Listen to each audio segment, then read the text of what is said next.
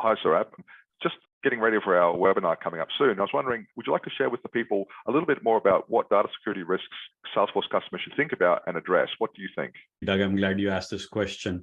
This is an area where I've seen that a lot of customers are not very aware of all the kind of capabilities that Salesforce offers them. So it boils down to three areas when you think about data security. The first and foremost is you don't want to have a lot of information that is obsolete. Obsolete in old data is a liability. So data retention, first and foremost, is something to think about. You may have a retention policy. In a lot of regions, it is the law, I believe, including in Australia and New Zealand. So you want to have a retention policy and you want to make sure anything that's lived its useful life, where you don't have a lawful basis to keep it around, you securely dispose it. You can delete it, you can mask it. We have products in this space, a bunch of other vendors do, but you definitely want to meet your retention policies and ensure that you minimize the impact in the case of any data incident. That's the very first foundational step.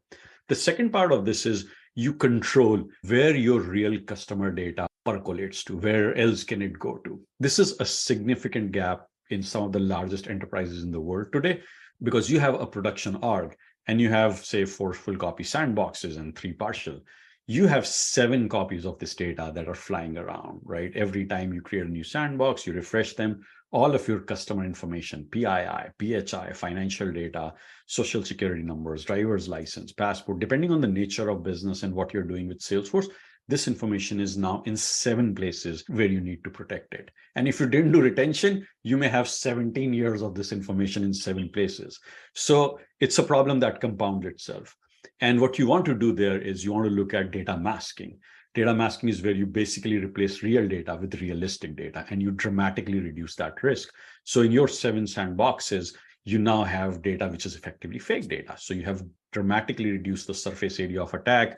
In case of any incident, you have made sure that your customers are protected, their information is protected, your brand trust is protected. So that's the second area. The third area to think about is more from a contractual and legal perspective. If you have requirements to ensure that your data is encrypted at rest and your organization owns and handles that encryption key, then you look at something like a shield encryption.